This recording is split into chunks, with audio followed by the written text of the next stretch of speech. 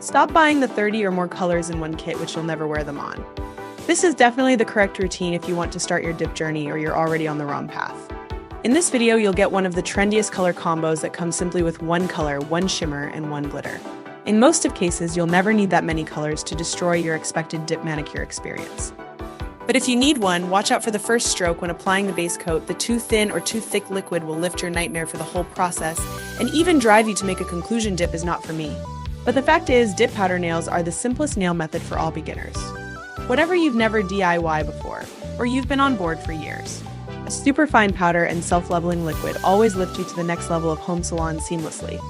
Glitter with a similar hue shimmer and a solid shade as the base color, this is a very typical combo but comes with boundless nail inspiration as much as you can.